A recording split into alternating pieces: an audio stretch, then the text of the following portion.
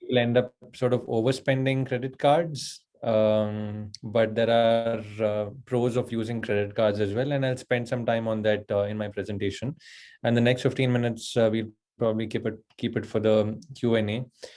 I promise I won't be boring you all in my conversation, but please make sure that at least you all participate in a couple of polls that I have right at the start of the presentation. So I'm just going to share my screen, and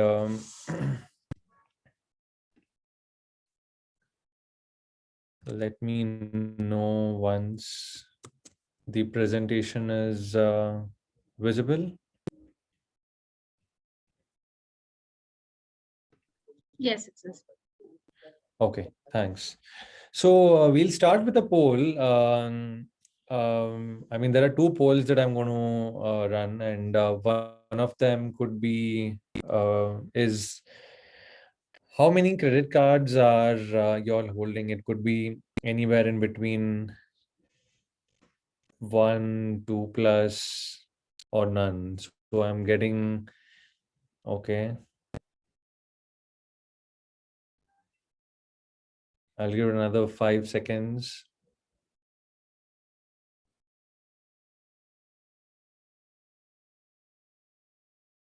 Okay. So I think there are about almost 50, almost 75% people who end up using credit cards, right? And we all know that credit card comes with certain limits. I would want to run another poll, and this is, sorry. Yeah.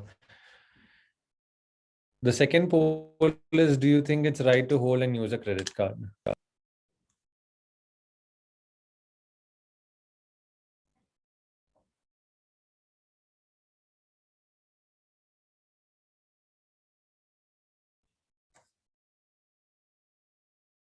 Okay, so I've got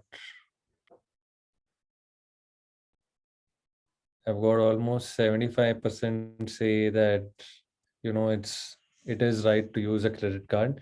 So, I mean, before we sort of come to a conclusion whether or not it's right or wrong, we will go through each of these slides, and I will let you all know in terms of, I mean, I can share the results and you all can go through the results. So, a credit card is a powerful financial tool, especially for building your credit history. Like many a times we end up buying a credit card because it is available to us very easily, right? I mean, today you get multiple calls from a bank, from say a Bajaj Finance. A lot of these, I'm quoting a few just as for instance, but not promoting anyone right here. But a few of these just keep calling you and say there's a free credit card. Why don't you end up taking it? There is zero annual maintenance charge. So why do you end up buying a credit card? It's important for us to know that, credit card is something that gives you the liberty to spend how much ever you want, obviously with certain limits that you have. But sort of needs a certain amount of discipline. So me, for example, what I end up doing, I own a credit card, but I don't own more than one, because that keeps me in a discipline for me to be able to spend an X value each month and not go beyond it. And what I usually do is, I keep a certain limit and I don't go beyond that limit. So, and the reason also why I say I use a credit card is because it keeps me in checks of understanding where I'm spending my money.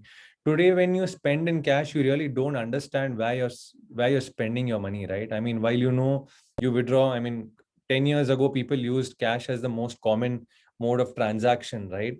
Cash, or let it be a debit card. But over the last 10 years, things have evolved so much that people have started using credit card. And credit card at the end of the month gives you a summary of what you've spent where. So even if you are using a credit card, make sure that at the end of the month you ensure you check what have you been spending on the most. So that is one practice that I follow whenever I get my credit card statement, to see, number one, if it is right below my spending limit, and number two, if and I go through each of the transactions to understand where have I spent the most. I mean, there are people who go out on a Saturday for movies, for clubbing, I mean, these are the places people end up spending, and obviously, when you're in that zone, you don't feel like keeping a check on your spending, right? And what people do the next morning, they wake up and see how much they've swiped. Some people don't see, but that's a bad habit. It's always good to see how much you've spent on your credit card. Though it should be managed very carefully because you end up spending a lot, and it goes sometimes beyond your budget as well, right? And it's necessary to learn how to manage your credit cards wisely, which is why I say that it is important for you to keep a check of your monthly credit card bills. What I also do is I also put a on an Excel sheet, I put a monthly spending in terms of how much have I spent in the month of, say, Jan, in the month of Feb, in the month of March, to ensure that I'm not going overboard in any particular month, and to see the pattern in which my spending is. So, I mean, it's too much of a work, but then in order to keep your finances in check, this is one of the ways I do. In fact, not only for credit cards, even for my savings, right? Sorry, my investments are in a way where I end up doing a monthly report in terms of understanding what I've invested where and what is it valued at. I mean, it need not be monthly; it could be even quarterly. So that's something that one should definitely follow if one is getting into a credit card, right? Um so I'm going to talk about the types of credit cards, right? There are multiple credit cards which are available right now, and the most common one are rewards, which have certain benefits of swiping your card. There are cards which give you benefits like a cashback once you go and swipe it at a petrol bunk. There are low interest credit cards just in case you need that time to sort of pay off your credit card dues. There are cards which give you a low interest rate as an offering, but low interest itself is a very significant portion that the bank ends up charging you, because a credit card is not something that comes with a collateral. And when I say collateral, there are different forms of loan, right? One is a home loan, one is a gold loan, three is a car loan, and a credit card is not given to you at the back with the bank with a bank saying that you can use this card for this purpose. A gold loan, you pledge your gold and you take money from they call gold loan person. The local guys are called pawnbrokers. You got Muthoot, you got other players which are in the market which are gold loan players. You got banks who also give you gold loans. They give you at a certain low rate. It could be anywhere in between 1.25 to 1.5%. Home loans are the most cheapest form of loans, anywhere in between 7.5%. Then you've got your car loans anywhere in between 8 to 9, or probably even 10%. So these are the different kinds of interest rates which are charged because there is an asset. The liability is limited to the lender. And when I say liability, I mean, if you default, they're going to end up selling your car because it's not in your name. If you don't pay your home loan EMIs, they're going to end up selling your house, put it on auction. But for a credit card, that's not the case. A bank takes a highest risk um, and gives you a credit card without any asset backing, and which is why they end up charging you as high as 3 to 4% a month in terms of the kind of interest that they charge you on a monthly basis. Um, Coming back to what are the different types of cards, and I'll talk more about the kind of interest these lenders typically charge on credit cards. So there are travel cards. There are cards which are meant for international travel. So one could make use of that just to keep a check in terms of if there are multiple international travels. Then a credit card keeps you a check in terms of how much you're spending outside of the country, right? It's important to review a credit card billing statement, analyze relationships between credit card, credit report, credit history, credit score, and I'll talk about each of these. The credit history is also important, and the score is also important. There is a terminology which we've mentioned here called FICO. A FICO is nothing but a fair Isaac corporation, and this is nothing but there is a score that comes out of FICO credit scoring. And the factors that drive that are nothing but 10% of it goes to new credit, which is your new borrowings that you do basis your credit. In the sense, if you take a home loan, then there will be 10% allocation that goes if you take another loan or a credit card.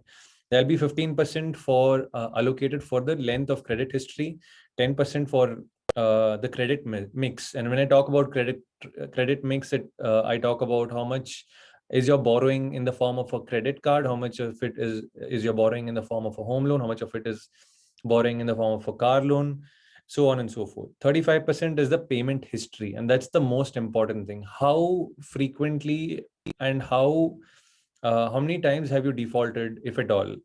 30% is credit utilization. Now, when I talk about credit utilization, some people take a bank overdraft, right?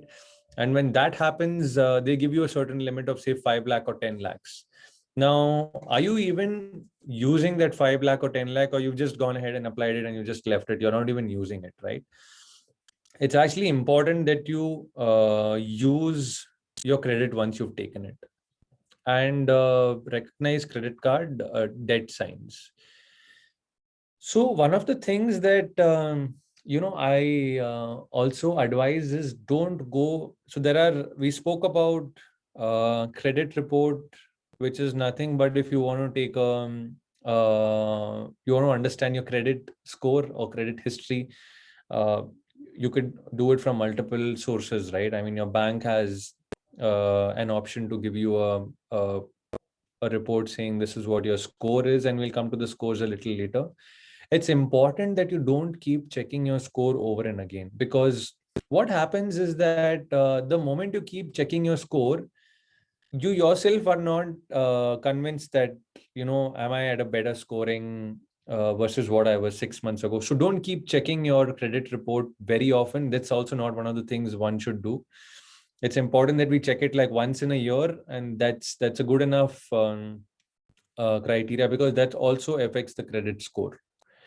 Multiple times of checking the score that we have, right? Gentle reminder is have a credit card bill statement handy, and it's easier when it's at the start of the month, right? Because you get your salary, you end up paying your credit card bills for the previous month. There are different cycles that different banks offer.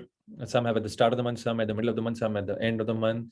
Depending on when salary gets credited, I usually have a pattern. If my salary gets credited on the 28th or 29th of the month, the very same day my card is paid for. It's good to sort of clear bills, like how you have a rent which sort of is due on the before the first 5 days.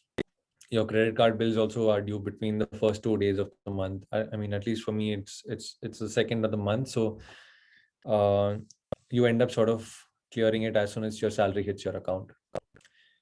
So the few advantages and disadvantages are, one, it helps you build a credit history. So it's good to have a credit card in that sense.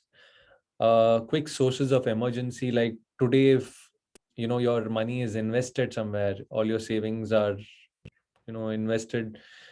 What we do as an emergency corpus, we typically ask investors or our clients at least to keep at least 3 to 6 months of your monthly expenses in the form of an emergency fund. Now, there are people who say that I have a credit card. Why do I need to depend on a 3 to 6 months of liquidity? I mean, not many people like keeping so much money so much of money into their account in the form of liquid cash, and some people end up spending it because they have money in their account. So it's important that there is a credit card which will allow you to take advantage of an emergency. So that's one of the reasons why you should hold a credit card. If you paid on time, you have a credit, cycle, you have number of days that you don't end up paying any interest. So that's a benefit that you have. Zero liability for fraudulent charges. A consumer protection is in place, which is, you don't end up sort of getting cheated in any sense. So, there are checks in place where that, there are cards which work on tap. You can disable that. So there are multiple things which are advantages of holding a credit card. So There are possibilities of impulsive buying when you have a credit card in place. I mean, sometimes you run out of money in your savings account, so you indulge in buying things that you don't want. So that's one of the disadvantages. Interest rates, I spoke about interest rates being anywhere in between 3 to 4% every month. And today your savings account gives you 3.5% every year. But if you default on your credit card, you're going to be charged 3 to 4% every month. And this is not only on the outstanding value. If on month one you have defaulted, then the interest is compounded on a monthly basis. So if 1 lakh is the outstanding, they are going to charge you 3% in on month one, and on in month two they're going to charge you 3%, or not on 1 lakh. It's going to be on 1 lakh and 3,000. So it's going to be compounding the moment you don't pay your first outstanding on time. So that's where it hurts the most when you end up paying a very high interest rate. There is an annual fees. I mean, if you want to sort of save on that, 30 days, which is you have that benefit of paying a little late, so you end up paying a little fees also. Typically cards charge anywhere in between 500, but if you do a certain value of transaction, then I think it's a refund that they give back to their card holders. There is also a fee for late payment, which is anything over and above the interest. There's also a late payment fee which they charge. Few banks, they end up charging quite a bit. I mean, this is all there documented in the kit once you get the credit card. So it's important you go through the terms and conditions even before you make the first default. Possibility of a negative effect on credit history when used improperly. So yeah, I mean, if there's a default of not paying back, then your credit score keeps dropping. Um, so let's go through a little about the statement. How do we end up reading a statement? I mean, most of you must have already gone through your own respective credit card statement, but let's just go through it quickly. What is it that goes into a credit card statement? So one is the summary of account activity. Two is how much has already been paid during the cycle. If there is a late payment warning, then here is a late payment warning. Also, I mean, some banks have as part of the statement, some banks don't. There is also something called as a minimum payment warning. So that's also something that is mentioned along with the amount of minimum payment that has to be made. Notice for changes of your interest rate, and typically there's a 45-day notice that they sort of give in advance, where they say that this is what is going to be your interest rate going forward onwards, and other changes of your account terms.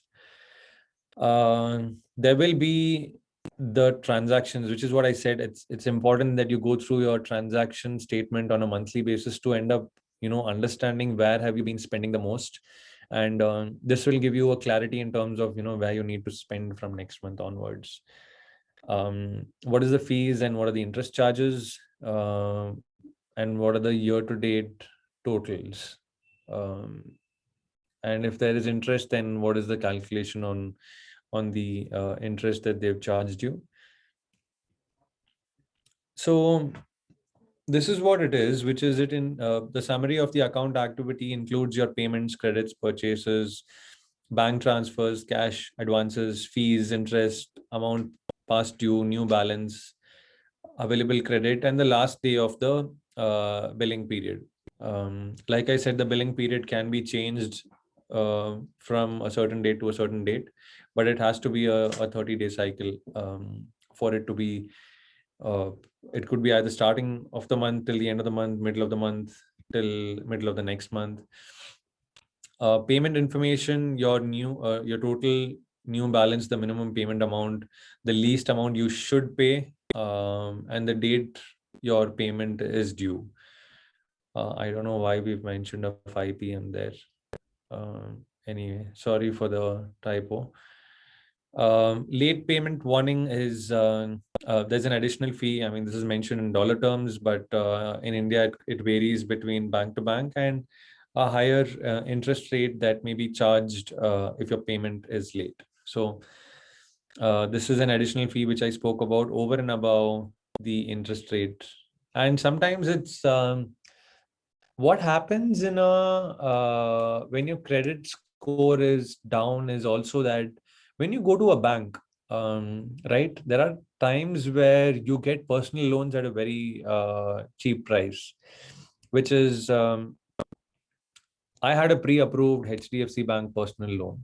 Okay, and if I was to walk into a bank asking for a personal loan, he wouldn't have charged me anywhere less than 18-24%, right? Because I have a banking relationship with him, because he knows my credit score, he is ready to offer that personal loan to me at 10.75%.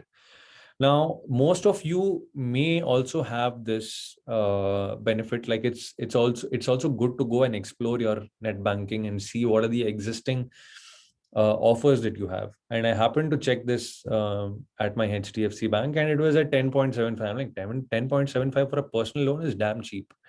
Um, so if there is something like this, it's also good to explore and see. But again, it's important that you keep your um, liabilities in check, because what we do as a rule of thumb is that it's important you don't have more than 25% of your income in the form of a liability payout every month. So if you're earning a lakh a month, then make sure not more than 25% is paid out in the form of an EMI, because the moment that happens, then a significant portion of your income is already gone. And it could be, and it's not necessarily needs to be, a personal loan EMI. It could be even your car, even your home loan. It is important that you don't sort of go overboard in terms of being liable. And even if you have that liability, make sure you have enough insurances in place, because I mean, God forbid tomorrow something happens to you, the family should not go through tough times, because the insurance company should be able to pay off the liabilities, or a payout which will take care of the liability that one has. So there is a minimum payment warning in terms of as estimate of how long it can take to pay off your credit card and balance if you make only a minimum payment each month, an estimate of how much you likely will pay, including interest, in order to pay off your bill in say 3 years. Notice for changes, like I said, there's going to be a 45-day notice period, which if there is a change in the interest rates, and other changes of your terms and account, again, they take about 45 days before the changes take effect. So on the transactions, it's going to be a list of all transactions in terms of if you made prepayments. I mean, there are times where you can also add more money to your credit card. I mean, your credit card may be for a lakh, but you can load your card as a prepaid card, and you can add another 50,000 and keep it in your credit card and start spending from there. I mean, sometimes you have that extra cash in your account and you want to sort of move it to your credit card. You can move it over there. One of the things which I personally went through with my credit card is that there are credit cards which also give you that advantage of withdrawing cash from an ATM. I mean, that was a mistake I did, because one transaction I withdrew, I don't know, really small value, and they end up charging me about 400 or 500 as a one-time charge for withdrawing cash from an ATM. So never use a credit card as an ATM, in an ATM to withdraw cash, unless you know the terms and conditions, unless it doesn't cost you, because I ended up almost paying 2 times the price of what I wanted to withdraw, and it was a very small requirement at that point. So never do a cash transaction from your credit card unless you know the entire. And I think it's important that each one of you go through the terms and conditions, because not many of us have the patience to go through the terms and conditions of before we get into a credit card agreement. We just go and say I accept and we just sign off, right? I mean, let's be honest. It's important that you review the list carefully of transactions to make sure that you recognize all of them. Fees and interest charges, like I said, go through the terms and conditions in terms of what are what is the fees involved in delayed payment, and what are the interest charges. Year-to-date totals gives you a good picture about how much you've been spending so far this year on your credit cards. Um, some credit cards also have the option to convert your expenses into EMIs. One way it enhances your credit score because it's a credit on top of a credit. It's not going to spoil it. Two is it also gives you that, I mean, it's not going to be too expensive. It is obviously 15-18% interest that they're going to charge you. But if you want to sort of uh, pay it in installments, that's one of the options you could do. I mean, my card, for example, has an option where I can convert any transaction above a value of 2000, which will be converted into an EMI of 3 months, 6 months. So, I mean, you can swipe it, but you can pay it in installment. So that's one of the benefit you could do instead of taking a personal loan. Personal loan is probably an alternate to a very high cost loan, which is again your credit card. So interest charge calculation, a summary of the interest rates on the types of transaction and account balances. The interest charge for each transaction is also mentioned in that. Coming to CIBIL score. So what is it that's a good CIBIL score? Right. So the moment you see this, you may want to like immediately want to go and check what's my CIBIL. Like I said, it's important that you do not check your CIBIL too many times. It's good to check it once in a year, and there are places where you can end up paying and you can do a CIBIL score. I don't know how different it is from a free version, but I mean, I did my CIBIL report once and I was shocked because they had all details of whichever bank account I was holding, which credit card I was holding, which debit card I was holding, how many loans have I taken, how many loans have I closed.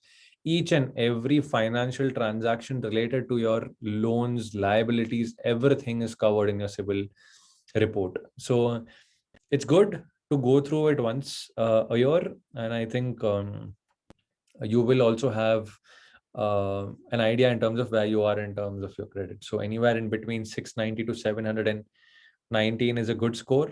Anything north of 720 is an excellent CIBIL score. Um, so yeah, these are the what can credit score do for you, which is improved employment prospects.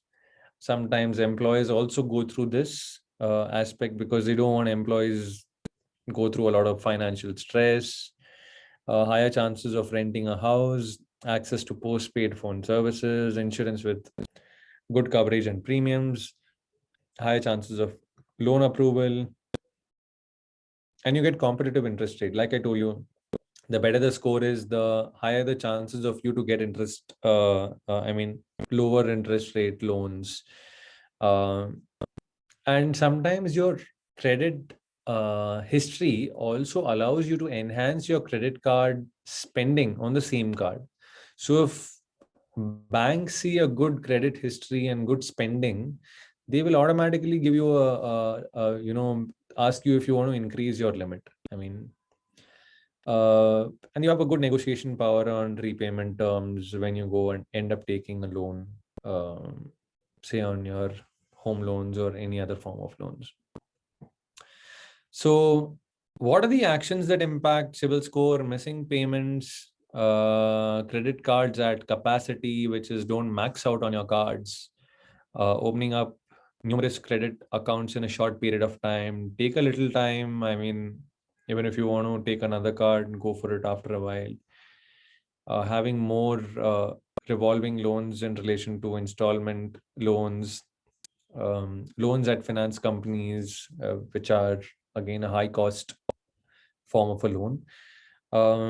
Actions which does not impact, which is your income, length of residence, length of employment, soft inquiries. I mean, soft inquiries, not hard inquiries. So check your score once in a while. How to improve the CIBIL score is pay down on credit cards. Do not close credit cards because it's good to have a credit card history. continue to make payments on time, slow down on getting new loans, take gaps before you sort of go and pick another one. Move from revolving debt, which is credit card, to installment debt, which is car loan, and mortgage is nothing but, home loan or any other form of asset-backed loan. So your credit report is your identity and your financial behavior. List of your accounts, like I mentioned, credit card, retail cards, real estate loans, auto loans, collection amounts, etc.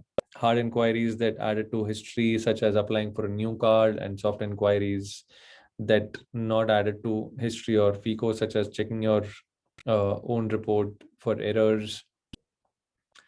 Public records, bankruptcy, tax lien, potential negative items, which is late payments and delinquencies, account in good standing. So here are some top 10 tips to manage a credit card, which is have an emergency fund. Like I mentioned, few people have an emergency fund. It could be 3 months of your expenses or 10% of your net income, and 10% of net annual income. It should be. Charge only what you can afford, which is take a loan for only something that there is a need and there is affordability. Avoid balance transfers, which is uh, close one card and move it to another card just to sort of that's not going to better your chances of getting a good CIBIL score. Don't miss credit card payments, and pay your balance in full each month. Avoid cash advances, which is what I mentioned. Do not swipe your card for cash transactions. Understand your credit card terms. Go through your terms and conditions before you get into a credit card. Limit the number of credit cards you sign for. Do not lend or lose your credit card. Recognize the signs of getting yourself in debt. I mean, one of the signs of getting in debt is the more, you every time you think of buying something on debt is when you realize that you're getting into something deeper into it. And when I say every time you want to buy something on debt, which means you want to buy on credit. So I think we are available. Scriptbox, we've completed about 10 years now. We started in 2012. We are at 13,000 crores asset under management. We do personal finance, try to understand how does one need to sort of go about their personal finances. You could be available. We could be available to you at any point in time between 8 a.m. and 8 p.m. even today. So, you could reach out to us. Before we take Q&A, I think there is going to be another poll, and I can take up Q&A. Great. I have launched a poll here. Please drop in your inputs. And meanwhile, I can just take up the questions, and whatever questions do you have in the chat, you can, I will take it up right now, and you can drop in meanwhile Siddharth is answering it. But I do had one question, Siddharth. What about the new age credit cards which are not coming from bank? For example, we have Slice, we have One Card. These are the new age credit card, right? That everybody is opting for. So what is your take on that? I've honestly, I've not gone through these kind of cards, nor have I used one, because I want to keep it simple, right? Honestly, I don't have an answer to that. Firstly, I use a very simple bank credit card, and that serves the purpose, right? And I don't end up wanting to know what each. Every card will have its own benefits. Like I spoke about, cashback. This could be one of the things that people could end up using credit cards for. There could be other cards which have different. So there's Amazon, for example, which you end up taking a card and you get benefits on Amazon. There are cards where you end up getting benefits on Flipkart. Every card has different benefits. The question is, do you really need those benefits? If yes, how often are you going to use those cards? And it's always better to stick to cards which are of I mean, from banks especially, because I mean, you can rely on those companies which have been there for a really long time, who have a history. Absolutely. Ruturaj is asking, what is the level of limitation we should keep on credit card? Suppose I spend 10K per month, but I set a limit to credit card is 10K. Should I make it like 60K limit and still spend 10K? Does it impact CIBIL? What is the level of limitation? I will rephrase the question. So Ruturaj is saying 10K is the expected expense that he's going to do. So should he keep the credit card limit as a 60K or a 10K? I think it's okay to keep it at 60K as long as you're mentally prepared to spend 10. If you don't have the control on spending that 10, then I think you should bring it down to 10. I think it's all in the mind, because for me, I have a number in mind and I don't go overboard that number. Yes. So I think it's okay to keep it at 60, because it's important you have that flexibility in case there are months you want to use it for emergency. Okay. Uh, I think why not check too many times that you have mentioned about the CIBIL score. And there is Rajan Gupta saying that I think as an individual we can check our scores as many as we wish, but it would not impact CIBIL score, which would not be the case in case third party check. But I think that's the case when you are looking for a loan or something like that, right? Yeah. So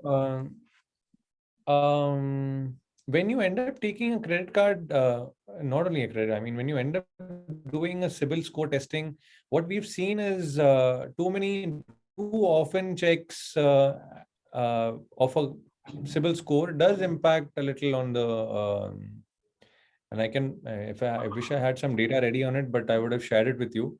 Let me see if I can find something, and I'll sort of pass it through you. Definitely. If I'm not using 10% of my credit limit, can CIBIL score come down?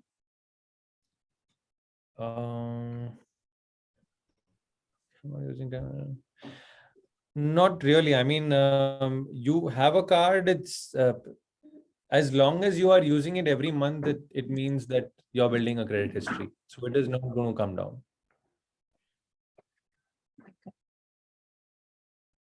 Is balance transfer a good option from one card to another card? I mean, it all depends. If you're getting better benefits on the other card, you can go for it. But otherwise, I don't see a need for you to do a balance transfer, because the only reason why you end up doing a balance transfer is because you get a higher limit on the other card, which may or may not be required. And if you're able to clear your card over here, then might as well clear it and then switch to the other one. Another question from my side is there are some repayment options, right? For example, credit is there, auto pay is there. So what is your take on that? And should we go for that, or should we directly pay through our bank? It's just a mode, right? I mean, credit is just a mode for you to be paying your credit cards. I mean, if you have multiple credit cards, you link it to credit and you make those payments. So it's not going to impact your CIBIL score either way. So you could use credit as one of the avenues to make your payments. Okay. What's your opinion about minimum due amount? If there is a need to pay minimum due amount, how can it affect? I've not done this actually. So I usually pay my credit card bill in total. But a minimum due amount does not, it's only going to be the interest thereafter. It's not going to be any penalty as such. So if you do not pay the minimum amount, then there's going to be a penalty, plus there's going to be an interest. So if you still end up adhering to the minimum due amount, then you don't end up paying that extra penalty. Okay. Ideally, how much percentage of our credit card limit should be spent? Does the spending percentage affect my CIBIL score? So it's a very subjective question, because I have a credit card equivalent to 1 month of my salary, and I end up spending 30% of it every month. And if there are months that I end up doing a foreign travel, then which is once a year, then I go over, but then it's 3 times, 4 times, whatever it is, right? So it is not going to impact. And one of the only things which impacts the most on your CIBIL score is not repaying it. That accounts for the highest percentage. So it's not going to impact as much. I mean, you can spend anywhere in between 10 to 50%. I mean, but you can go even 100%, but it's not going to impact your CIBIL score because you're going to end up paying on time. As long as that is the criteria, then it's not going to impact your CIBIL score. Okay. Where can I check the credit score? So every bank has that option where you can pay and check your CIBIL score. There's Bank Bazaar. There are multiple other places where you can go and check your CIBIL score. But every place may have a little variation in terms of the CIBIL score. So go for a bank. That's the best option. Your net banking has that option. I think I've seen it on mine. So most net banking's pages do have that option to check your CIBIL score. Okay. It's the same question regarding the minimum due. While paying the credit card bill, which option is better? Is it good to pay minimum due Total amount, amount. or You should go for the total. Yeah. what is the difference both the option? How late fee interest is and how late fee interest is calculated? I mentioned this. You're going to be penalized in addition if you don't pay even the minimum, but that's going to be a one-time charge.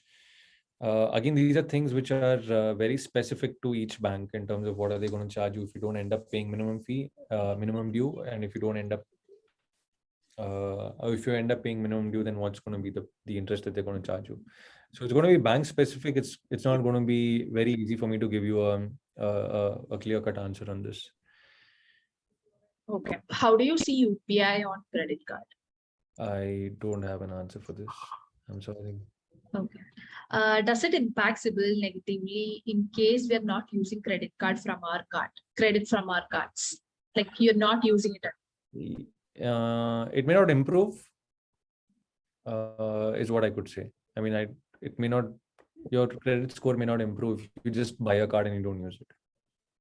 Okay. So how do we cancel a credit card? Like if you stop using it, does that mean that the card? Surrender it to the bank. So you go to the same branch and say, I don't want to use it. And you surrender it. So I mean, obviously you're ruining the chances of you getting a better credit score. But then as you stop borrowing, see what happens when I want to take a loan, a lender wants to be sure he knows who he is giving his money to. And if he is sure that I have a good repayment cycle, then he will be okay to give me the money. But if I don't have a repayment cycle or history, he will never end up giving me money. Yeah. So I think Ganesh, it's not a question, but I'll read it out. Credit card max utilization impact credit score, and I would prefer to check it once in a few months because I see few companies doing mistakes while updating this credit score. And it happened to me. Even after paying all my EMIs, one of the companies didn't update and I got many dues, and later my application credit card was rejected. I think this happens usually where the company doesn't update your like repayment history, EMIs, and this can affect. So making sure that you are usually checking, I mean, not very usually, but checking your credit score, CIBIL score definitely helps in keeping track of your CIBIL score. yeah, it does. I think it's also happened to another close friend of mine where there was no closure to a card or an EMI. So the moment that does not happen, and I'm okay that once in a while if it's checked on, but not every time. I mean, you can't end up checking every month, right? That's not how it's done. Not how it's done. Sachin is asking, my credit limit is 14 lakhs plus, and I'm not using more than 2 lakhs plus 2 lakhs a month. So what's your comment on this? I think it's fine. I mean, as long as you're using it, I've mentioned it even in the past, as long as you're making a use of a card and prepaying it on time, I think it's fine. It's not going to impact credit.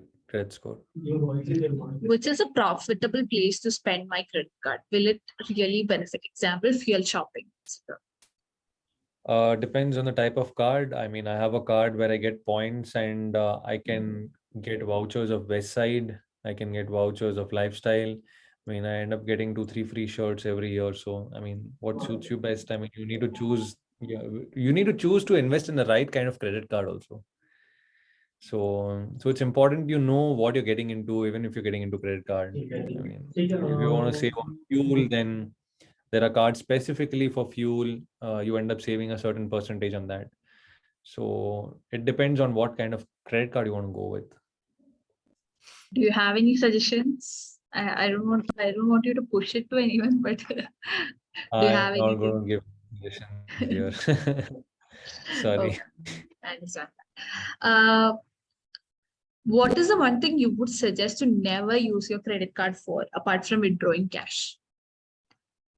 I think a lot of us sometimes just get carried away because we are in the moment we want to end up spending. So guilt spending is something I want people to stop doing, which is okay, I have a card. Just because I have a card, I don't want to spend it. Don't do impulsive spending.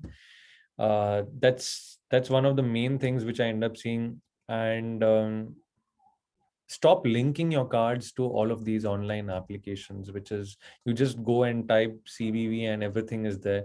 The moment you don't save your card is where half of the times you may not even end up wanting to buy that thing, especially when it comes to online shopping.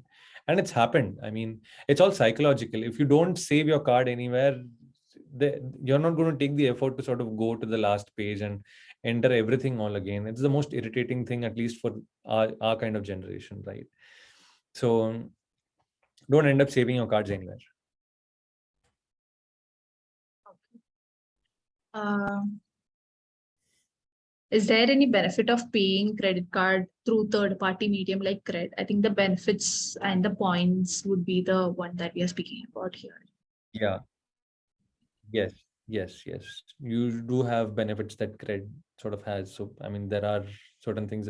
There were benefits earlier. I am not sure of it now. I mean, I don't use credit, but I keep hearing from colleagues who use it. So there are benefits. So Can we share the recording? Yeah, the recording will be available in Nova Benefits YouTube page. You can check it out there.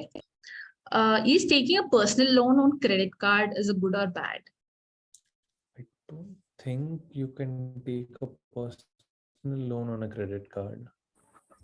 I don't know if the question was something to be, I mean, should was something else, but you can't take a personal loan on a credit card. Okay. Is there any shortcut to improve CIBIL score? People just want shortcuts. Do you have Uh, anything? no, I think it's start taking baby steps to sort of borrowing and make sure you end up paying on time. There's no shortcuts to anything. I think it's not only your credit score, it's no shortcuts to anything. Okay. Is there any more questions? I think most of the questions are being answered, and I don't see any more questions. In case you have any more questions, please drop them in the chat box. And also, I've shared a link where you can register for our upcoming session on where we have a music session on Friday. So you can just go to the link and register for that. And yes, absolutely. There is no more questions. So thank you so much, Siddharth, for giving us the most wonderful insight on the credit card and how it will help us further. And thank you everybody for joining the session. And in case you have any questions, please feel free to drop a mail to us and we'll be happy to take them up later. And you can go visit Scriptbox for any kind of financial advising and also personal finance consulting, and you can book your slot on their website. I will drop the link in the chat box as well. And yes, thank you so much for joining today. Thank you, Siddharth. Hey, thanks everyone.